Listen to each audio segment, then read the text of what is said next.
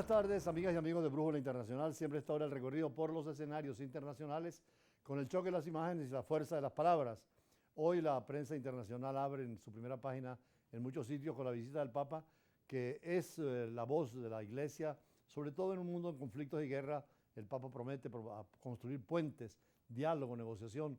La Iglesia, aunque tenga un pequeño Estado, menos de 1 kilómetro cuadrado como es el Vaticano, es Iglesia y es Estado. Tiene la estructura de un gobierno con su ejecutivo, que es el Papa, su legislativo, los cardenales, y su poder judicial, que aplican el derecho canónico. Pero también ramificaciones en todo el mundo. Es la religión junto al Islam la más poderosa, y cada vez que el Papa visita un país o habla con la gente, naturalmente que tienen que ver todos los jerarcas del mundo, inclusive insiste en pedir diálogo, quiere ir a visitar a Putin y también a Zelensky.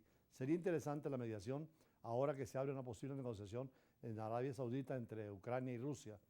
Y el Papa Francisco pues ya empezó pidiendo que sea una construcción de puentes, lo que se abre ahora en Europa, para que la paz en Ucrania comienza su visita de 5 días precisamente en el continente europeo. Europa está atrapada entre la influencia que tiene Rusia y la permanente tensión, sobre todo en la Unión Soviética, cuando era el comunismo en esa zona del mundo, y los Estados Unidos, que también pues tienen presiones sobre la propia Unión Europea, quieren definir su modelo, su proyecto, y los une a todos, sobre todo la fe católica. Precisamente sobre eso el Papa en la visita va a remarcar, sobre todo a los jóvenes, llamándolos a la vida espiritual al margen de la iglesia concreta a la que se pertenezca. Lo espiritual es fundamental en el mundo de hoy. Veamos. El Papa Francisco ya está en Lisboa. El pontífice arribó el miércoles a la capital portuguesa para participar de la Jornada Mundial de la Juventud. Francisco, que hace 2 meses se sometió a una importante operación en el abdomen, recorrió en silla de ruedas la pista de aterrizaje, donde fue recibido por el presidente de Portugal, Marcelo Rebelo de Sousa, y otras autoridades. En su primer mensaje en Lisboa, el Papa lamentó la falta de rumbos valientes hacia la paz en Europa para poner fin a la guerra en Ucrania. Proprio perché davanti a problemi comuni il mondo è diviso. Ante problemas comunes, el mundo está dividido o por lo menos no lo suficientemente cohesionado, incapaz de enfrentar unido lo que nos amenaza a todos. La injusticia planetaria, las guerras, las crisis climática y migratoria corren más rápido que la capacidad o a menudo la voluntad de confrontar juntos esos desafíos. La capacità spesso della volontà di fronteggiare insieme tali sfide.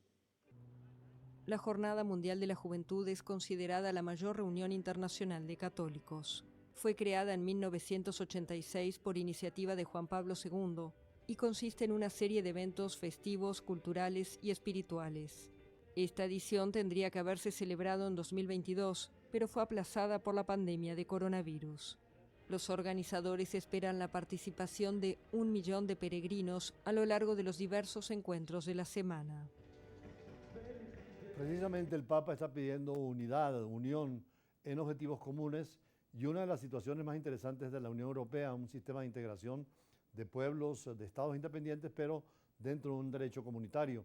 Precisamente en América Latina nació Mercosur, la Comunidad Andina, el CARICOM, la Comunidad Centroamericana y del Caribe, y recientemente la Alianza del Pacífico. Pero seguimos desunidos porque Chile le entregó la presidencia de la Alianza del Pacífico a Perú, y así cerró un conflicto entre países miembros que mantenía paralizado este grupo, que también integran México y Colombia, porque México, con un gobierno de izquierda, se negaba a entregar la presidencia a la presidenta del Perú, porque considera al jefe de Estado derrocado, y son situaciones que en América Latina parecieran no encontrar la fórmula de convergencia y de unidad que necesitamos, primero en América Latina y después a nivel continental, y a integrarnos a la comunidad mundial, siempre buscando la justicia y la paz dentro de la libertad. Chile le entregó el miércoles la presidencia de la Alianza del Pacífico a Perú y cerró así un conflicto entre sus países miembros que mantenía paralizado a este grupo, que también integran México y Colombia. Perú asume hoy la presidencia pro tempore de la Alianza del Pacífico y con una agenda positiva y propositiva. Nos proponemos fortalecer la agenda económico-comercial de la Alianza para que se amplíe el comercio intrarregional.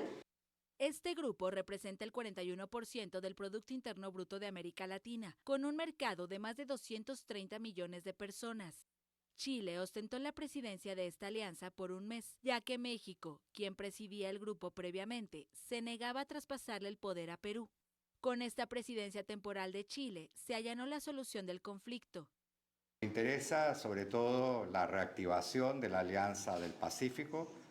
Estamos convencidos que es un esquema de integración que mantiene su vigencia. Es un esquema de integración que apunta a la libre circulación de bienes, de servicios, de capitales y también de personas entre los 4 países miembros. El conflicto se inició cuando el presidente de México, Andrés Manuel López Obrador, rechazó entregarle a Perú la presidencia temporal del grupo, tras calificar de usurpadora a la mandataria de ese país, Dina Boluarte, quien asumió el cargo como sucesora del encarcelado Pedro Castillo. Perú respondió a la postura mexicana y declaró persona non grata a López Obrador. Sobre los planes a futuro del grupo, se busca fortalecer el comercio dentro de los países de la alianza, cooperar en educación, desarrollo e inclusión social y género, e impulsar la adhesión de nuevos países miembros al grupo. Afortunadamente en América Latina son discusiones de carácter formal. En cambio, en el África, que desde 1815 se la repartieron los europeos, y especialmente Francia e Inglaterra tuvo allí sus colonias, aunque Alemania, España también, y sobre todo la presencia de Estados Unidos posteriormente, han hecho vías inviables prácticamente la situación de la democracia, las campañas electorales, la alternabilidad. Y en África acaba de haber un golpe de Estado en Níger, un país rico en uranio, sobre todo con la situación del uranio en el mundo, que es la base de todos los desarrollos nucleares. Pero la diferencia es que también allí hay otros 2 estados, también con militares, con golpes de Estado, y aunque la Alianza de Países Democráticos proponen incluso restituir al gobierno elegido democráticamente, se oponen a estos países y dicen que irían, si es necesario, la guerra. Por eso el editorial de hoy es un análisis sobre África y esta situación presentado que puede extenderse porque Rusia está detrás de estos movimientos golpistas de militares, mientras que la Unión Europea está en otra fórmula y, por supuesto, estos países van a escoger el camino del centro para fortalecer su identidad y su nacionalidad. Con esto vamos al corte y seguiremos con la entrevista de siempre. África es el continente más extenso después de Asia y América. Está situado entre los océanos Atlántico, el Índico, el mar Mediterráneo lo separa del norte del continente europeo, por eso la permanente problemática de la migración, y el punto en que los 2 continentes sean más cercanos es el estrecho de Gibraltar, 14 kilómetros de ancho. El Mar Rojo lo separa del este de la península arábiga y queda unido a Asia a través del Istmo de Suez. Con más de 30 millones de kilómetros cuadrados y una población que supera los 1.300 millones de habitantes, es decir, cerca del 16% del total de la población mundial, África está integrada por 54 estados soberanos e independientes, 3 territorios dependientes y varios territorios integrados en estados no africanos como Francia, España y Portugal. Las entidades políticas africanas anteriores al colonialismo desaparecieron con la expansión europea por el continente a fines del siglo XIX.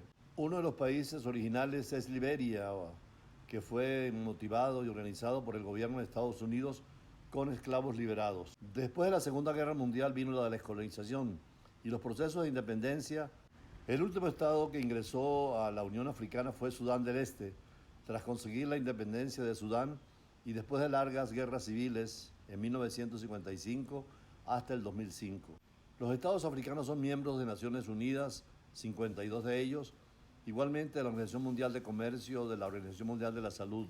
En la OPEP, países petroleros como Argelia, Gabón, Libia y Nigeria son parte de la organización internacional junto a Venezuela. Casi todos los estados pertenecen a la Corte Penal Internacional y también algunos de ellos son miembros de la Liga Árabe, como son Túnez, Libia, Egipto, Sudán, Mauritania, Somalia, Marruecos y Argelia. En lo económico existe la Comunidad de Estados de África, que es el mecanismo de integración y desarrollo. En cuanto al modelo político en África, todos los estados son repúblicas, con la excepción de monarquías en Lesoto, Marruecos y Suazilandia.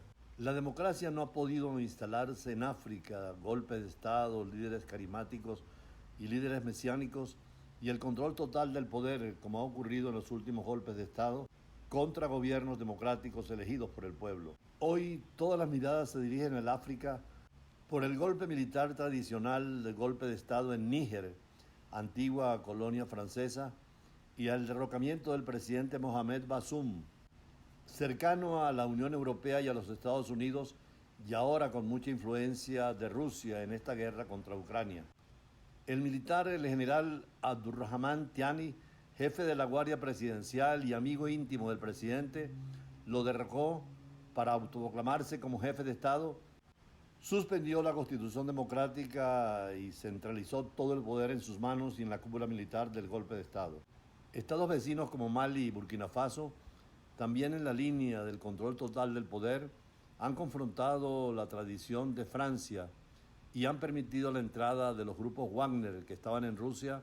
Toda la asistencia internacional a Níger ha sido cortada de los Estados Unidos, de la Unión Europea y muchas democracias del mundo.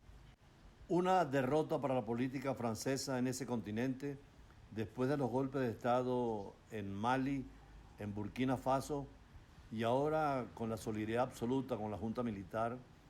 1.500 militares franceses han sido retirados de Níger. 15 países africanos piensan intervenir si no se restablece la democracia en ese país, pero 2 países vecinos, Burkina Faso y Mali, han señalado que sería también una agresión contra ellos, y esto complica la situación política y militar del África. Pero tarde o temprano todos los países africanos, como pasó en América Latina, donde ya no hay golpes de militares de Estado de derecha o de izquierda, volverán a la democracia y a la validez de las elecciones, en la alternabilidad y en el desarrollo económico y social